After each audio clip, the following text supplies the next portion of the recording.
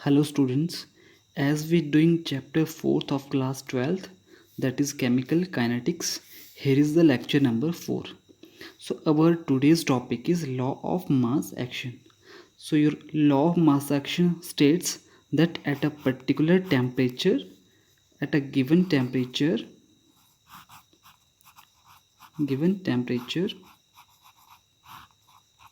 the rate of the reaction is directly proportional to the product of the molar concentration of the reactants. Product of the molar concentration of the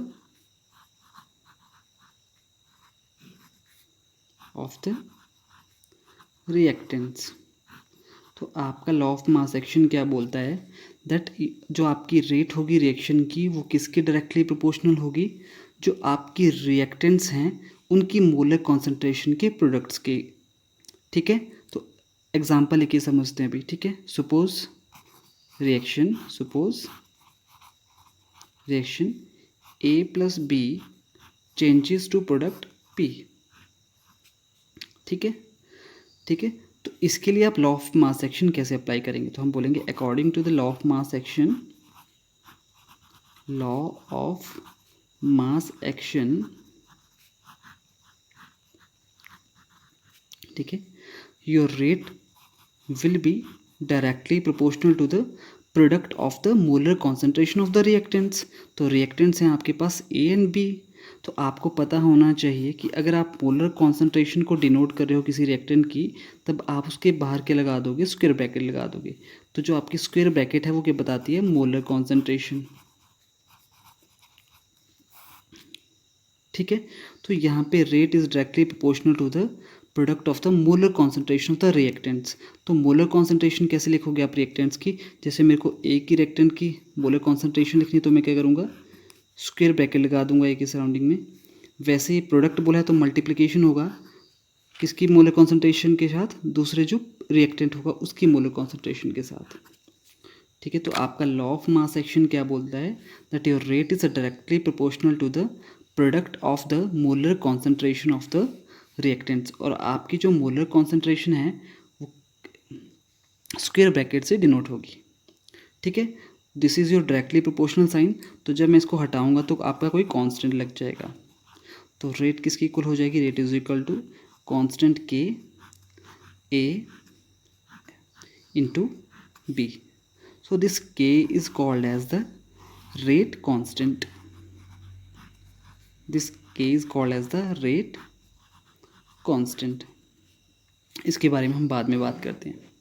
ठीक है, तो ये जो आपने law of mass action apply किया, ये ऐसी reaction के लिए यहाँ पे हमने अप्लाई किया जहाँ पे जो स्टोइकियोमेट्रिक कोफिशिएंट्स थे ए एंड बी के वो क्या थे, 1 1 थे, तो सिंपली 1 1 कर दिया.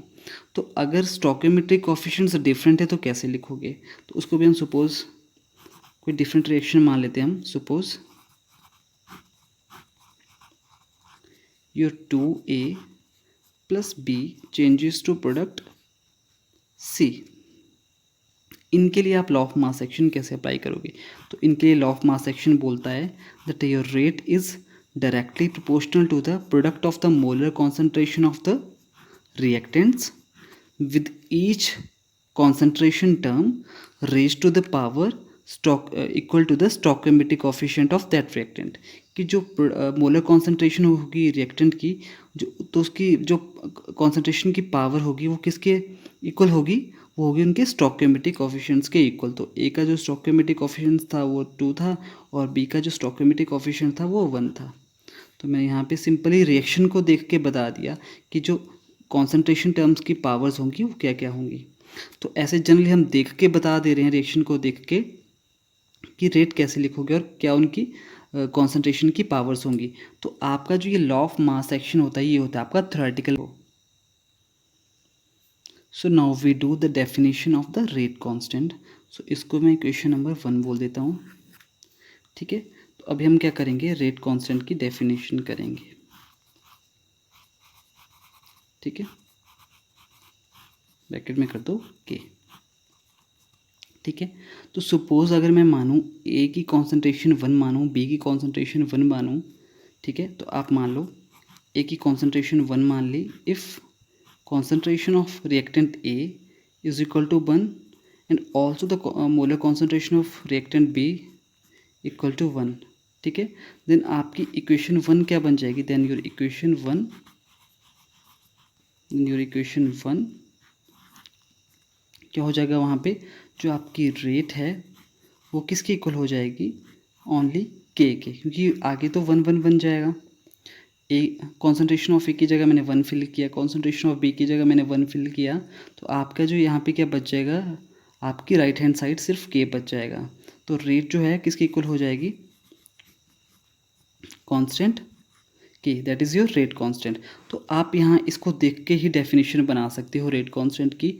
आप क्या बोलोगे, the rate constant is equal to the rate of the reaction when the molar concentration of all the reactants is unity. Unity means 1 1 होगी, ठीक है। तो आप क्या बोल सकते हो सिंपली, यहाँ पे इसको एक्सप्रेशन को देख के आप डेफिनेशन बना सकते हो। तो आप क्या बोलोगे, that your rate constant is the your rate constant is the rate of the reaction is the rate of the reaction when concentration of all reactants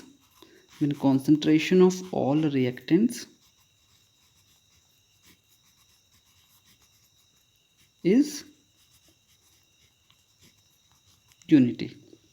तो आपका जो रेट कांस्टेंट है वो किसके इक्वल होगा, is equal to the rate of the reaction, लेकिन कब, जब उसकी कॉन्सेंट्रेशन होगी, जो रिएक्शन में जो कॉन्सेंट्रेशन होगी सभी रिएक्टेंट्स की, वो क्या होगी, आपकी यूनिटी, ठीक है।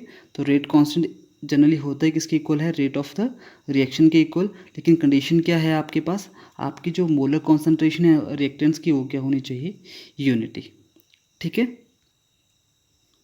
Now we do the characteristics of the rate constant, ठीक है।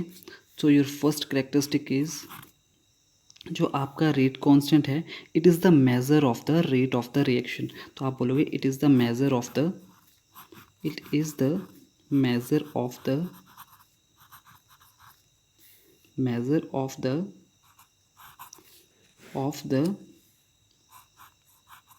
Rate of the reaction. बोलने का मतलब है कि ये बता देगा आपकी rate of the reaction high है कि लो है।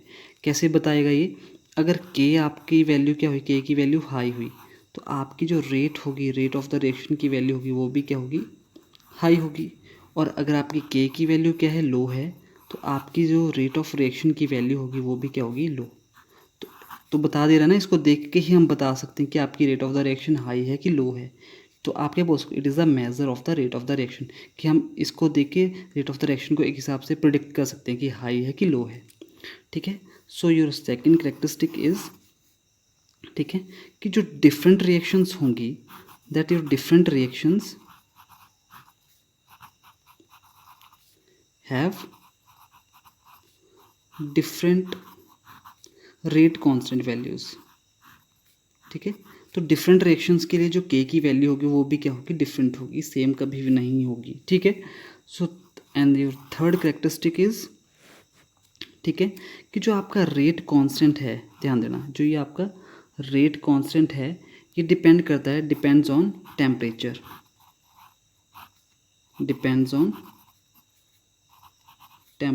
टी, ठीक है। तो अगर आपका टेम्परेचर क्या है, कांस्टेंट है, ठीक है, अगर आपका टेम्परेचर कांस्टेंट है तो के की वैल्यू भी क्या होगी, कांस्टेंट, क्योंकि टी ही कांस्टेंट है तो टी ही चेंज नहीं, देखो ना, के आपका जो है डिपेंड कर रहा है टी पे, मीन्स अगर टी चेंज होगा तो के चेंज होगा। तो अगर आपका टी ही कांस्टेंट है तो के भी क्या होगा, आपका कांस्टेंट होगा। तो आप बोल सकते हो एट अ पर्टिकुलर टेम्परेचर, किसी पर्टिकुलर टेम्परेचर पे के की वैल्यू हमेशा क्या रहेगी, कांस्टेंट रहेगी, ठीक है। Now your fourth characteristic of rate constant is, ठीक है। तो सिंपली हमने क्या किया था, जो आपका रेट कांस्टेंट था वो किसको, उसको कैसे रिप्रेजेंट कर रहे थे, रेट इज इक्वल टू के। तो इस पूरे एक्सप्रेशन में आपको कोई कॉन्सेंट्रेशन टर्म नज़र नहीं आ रही है, तो आप क्या बोलोगे, जो आपका रेट कांस्टेंट है it is independent on the concentration terms, it is independent on the concentration terms. तो आप क्या बोल सकते हो, ये तो मैंने बताने के लिए किया, आप बोल सकते हो के is independent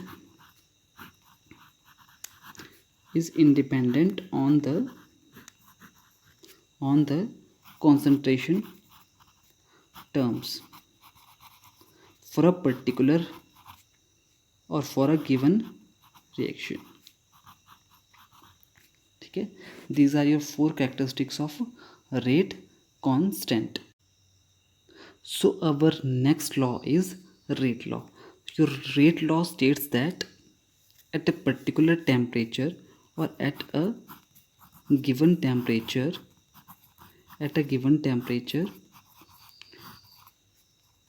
your rate of the reaction is directly proportional to the product of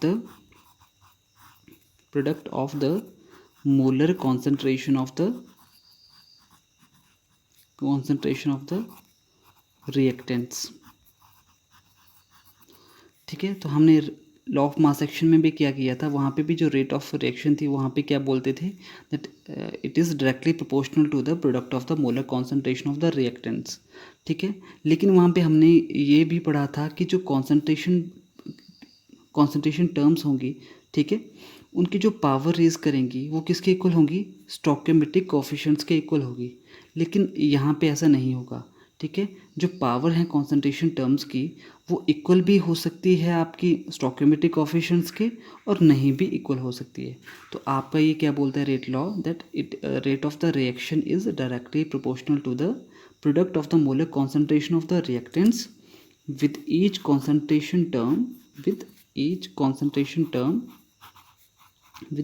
concentration term raised to the power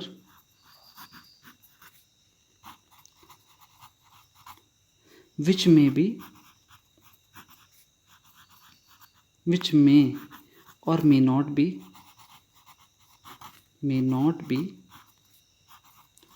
equal to the stoichiometric coefficients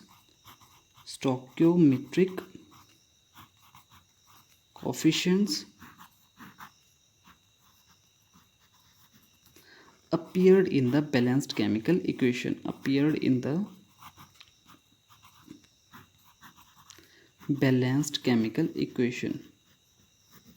Balanced chemical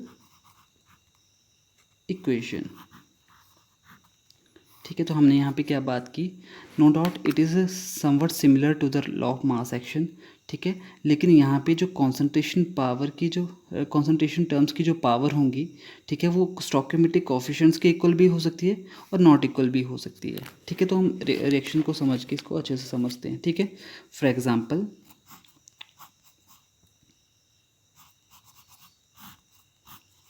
ठीक है, आपके पास रिएक्शन है, मैं बोलूँ आपके पास है जैसे स्टोइकोमेट्रिक कोएफिशिएंट है रिएक्टेंट ए का स्मॉल ए, ठीक है, और जो रिएक्टेंट बी है उसका स्टोइकोमेट्रिक कोएफिशिएंट है बी, और they are changing into product c, और जो सी का स्टोइकोमेट्रिक कोएफिशिएंट है प्रोडक्ट का वो है स्मॉल सी। ठीक है, तो इसके लिए आप रेट लॉ एक्सप्रेशन कैसे लिखोगे, तो यहाँ पे मैं बोल सकता हूँ कि that your a comma b comma c are the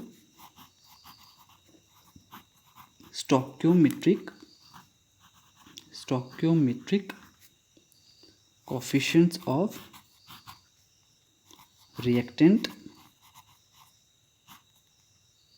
A comma B and product C respectively। तो जो ये स्मॉल ए बी और सी हैं वो क्या हैं, स्टोइकोमेट्रिक कोएफिशिएंट्स हैं डिफरेंट रिएक्टेंट्स के एंड प्रोडक्ट्स के। ठीक है, रिस्पेक्टिवली।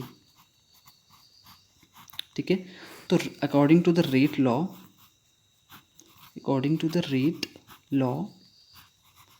ठीक है, your rate of reaction is directly proportional to the product of the molar concentration of the reactant. तो सिंपली उनकी मोलर कॉन्सेंट्रेशन का प्रोडक्ट लिख दो सबसे पहले रिएक्टेंट्स का।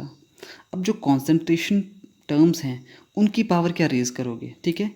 तो ज़रूरी नहीं है वो ए और बी के बराबर, मीन स्टोइकियोमेट्रिक कोफिशिएंट्स के इक्वल हो, वो कुछ और भी हो सकती है। तो मैं यहाँ पे क्या बोल दूंगा, पी कॉमा क्यू। समझ आ गई बात। तो यहाँ पे जो कॉन्सेंट्रेशन पावर टर्म्स की जो पावर्स होंगी वो स्टोइकियोमेट्रिक कोफिशिएंट्स के इक्वल भी हो सकती है और नॉट इक्वल भी हो सकती है। तो यहाँ पे हम मान के चल रहे हैं नॉट इक्वल है, तो आप ऐसे रेट ऑफ रिएक्शन को एक्सप्रेस करोगे। तो जो ये पी एन क्यू है, तो आप जनरली इसको देख के नहीं बता सकते हो, लेकिन जो आपका लॉ ऑफ मास सेक्शन था वहाँ पे आप जनरली रिएक्शन को देख के ही बता सकते थे कि जो रेट ऑफ रिएक्शन का एक्सप्रेशन क्या होगा। तो जो ये आपने पी और क्यू जो डिटरमाइन किए हैं, जैसे हमने यहाँ पे फिल किया है, ये सभी क्या हैं आपके जो ये पावर्स हैं, ये एक्सपेरिमेंटली ऑब्जर्व की गई है हर एक पर्टिकुलर रिएक्शन के लिए, ठीक है। तो आप क्या बोल सकते हो कि जो आपका रेट लॉ है it is an experimental based law. आप सिंपली इक्वेशन को देख के प्रिडिक्ट नहीं कर सकते हो कि आपका रेट ऑफ रिएक्शन क्या होगा, मीन्स जो कॉन्सेंट्रेशन टर्म्स की पावर होंगी वो क्या होगी, ठीक है। लेकिन आपका जो लॉ ऑफ मास सेक्शन है वहाँ पे आपका सिंपली क्या करोगे, जो स्टोइकियोमेट्रिक कोफिशिएंट है उन्हीं की पावर रेज कर देते हो आप, ठीक है। तो आप जनरली वहाँ पे क्या करते हो, रिएक्शन को देख के ही बता देते हो कि रेट ऑफ द रिएक्शन का एक्सप्रेशन क्या होगा। तो जनरली वो क्या हुआ, एक थ्योरेटिकल कंसेप्ट हुआ। लेकिन जो यहाँ पे जो ये कॉन्सेंट्रेशन टर्म्स की पावर्स हैं, ठीक है, ये एक्सपेरिमेंटली ऑब्जर्व्ड हैं आपकी। तो आप क्या बोलोगे, rate law is experimentally somewhat experimental based law बोल सकते हो आप इसको, ठीक है। तो ये डिफरेंस हुआ लॉ ऑफ मास सेक्शन में और आपके रेट लॉ में, ठीक है। So our next topic is order of the reaction, ठीक है। इसकी डेफिनेशन से पहले आपको ये पता होना चाहिए कि अगर आपको रिएक्शन का ऑर्डर निकालना है तो आप कौन सा लॉ यूज़ करोगे, आप law of mass section use करोगे और रेट लॉ यूज़ करोगे। तो आपका आंसर होगा rate law.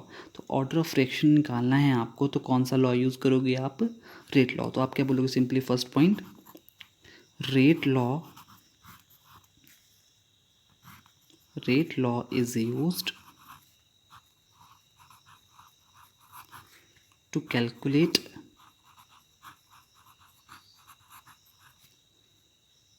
the order of the reaction,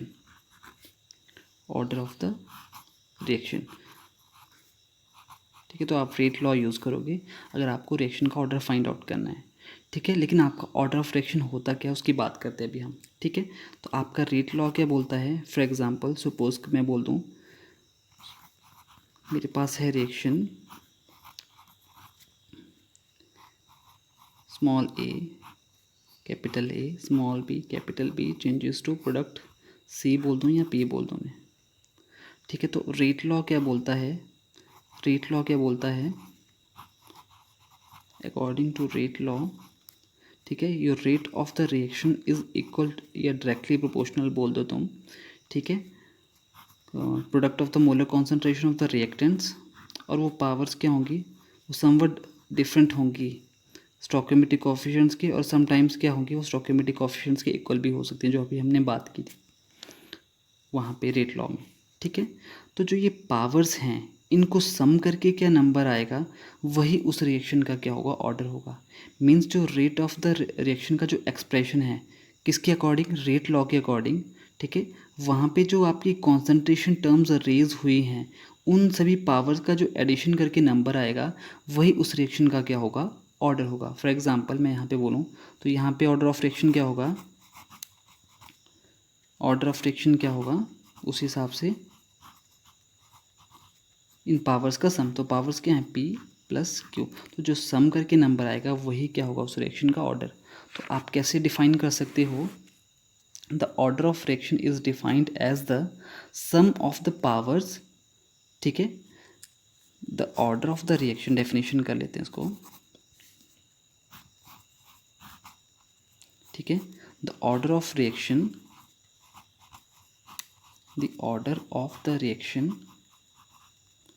is defined as the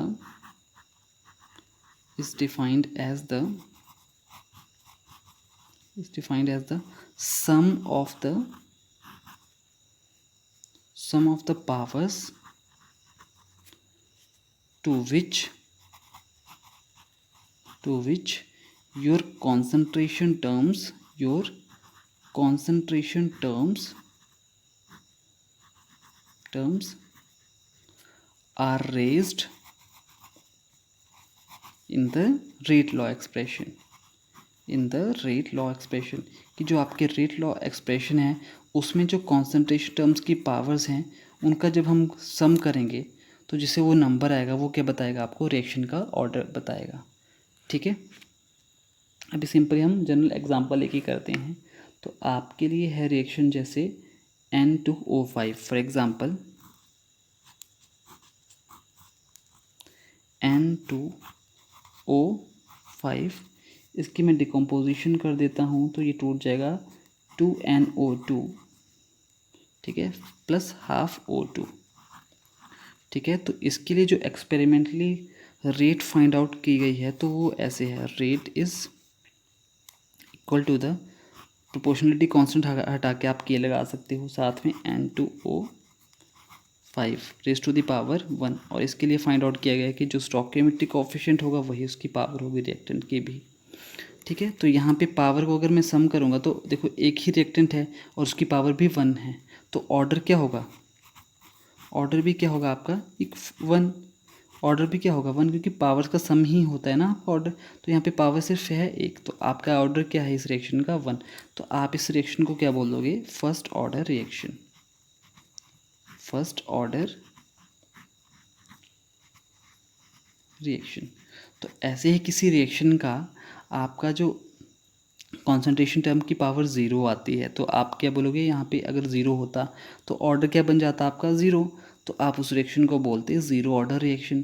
तो वैसे ही सेकंड 2 होता है यहाँ पे पावर, ठीक है, तो यहाँ पे ऑर्डर भी क्या बन जाता है 2 ओवरऑल, तो आप क्या बोलते हैं सेकंड ऑर्डर रिएक्शन। वैसे आप थर्ड फोर्थ ऐसे बता सकते हो।